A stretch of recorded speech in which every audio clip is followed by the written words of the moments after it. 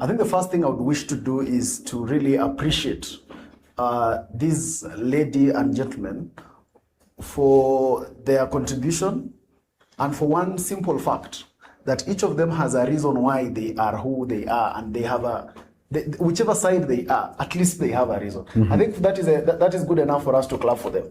Very true.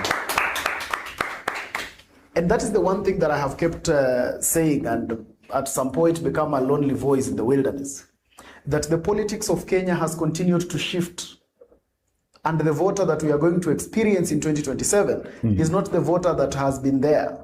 The voter of this caliber today is not the Ramapitheka's voter. The Ramapitheka's kind of voter was this kind of voter who only understood the language of tribe and the language of us versus them. These young people here today are approving reality that they are not listening to us versus them. They are only getting deeper to understand why exactly are you going to serve me? You as the person coming to me. And that's why our lady here says, I am one term because of youth unemployment. That is a sufficient reason. And my brother there says, I am one term because of extrajudicial killing that has been able to happen with this government. And then I look at the two-term colleagues, like the brother who is from Kajiado, I'm actually very shocked that they have very deep reasons. And someone would sit and maybe think that these people don't see what things that are happening. Yeah? But someone there talked about even the cost of fertilizer. This is a young person who I suspect is not even 25 years. But they're able to understand the figures and the numbers and what happens in the agricultural sector. So that is the kind of voter we are talking about today. And that is why opposition, as per yesterday during the end of the by-election, they had nothing but to cry, because they were able to lose all the seats. And unlike before, when someone would say, you know what, it was in one corner of the country. This was 4 corners of the country, which is a representative of the entire republic.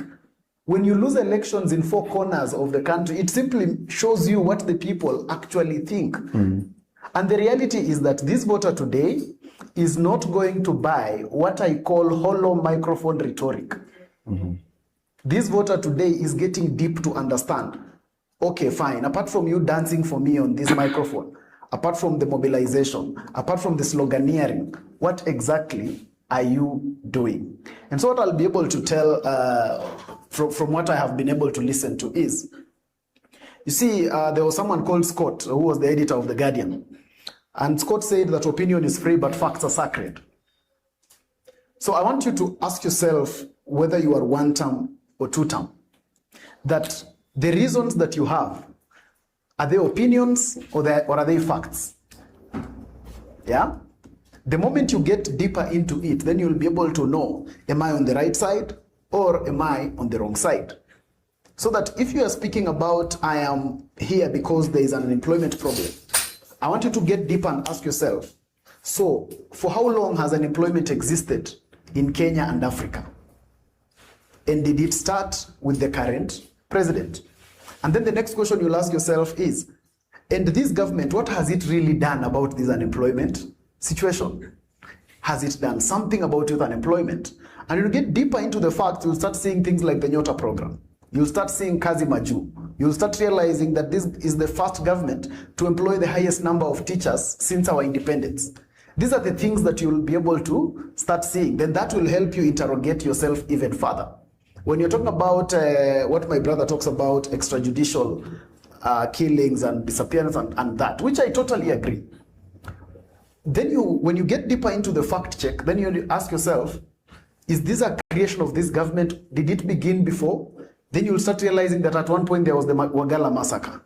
You'll start realizing that at some point, one part of this country was killed by government operatives, and they were even shielded by parliament through law that they could not even be investigated. It was preventive that they would not even go there. You'll start getting to the facts and asking yourself, and then what happened during the time when Raila was on the street? Did we have some people who were lost? That does not excuse the fact that some have been lost today, but that just makes you understand that this thing has been there for the longest. And then you get to ask yourself a fundamental question like, okay, if it has been there for the longest, what has this one done different? Then you'll realize that Probably it's a fact that this government started a compensation for the victims of this. So it is a step in the right direction. These ones are the first ones to have a 10-point agenda that seeks to address that. So it is a step in the right direction. These ones are the first ones to have people charged at IPOA, courtesy of those deaths. So you'll get deep into the facts and the realities, because this generation that we are dealing with today are people who want to understand the fact basis. So my only plea is that, yes, as we continue with whichever side, it's important to get deep into it and ask yourself, is it fact or comment?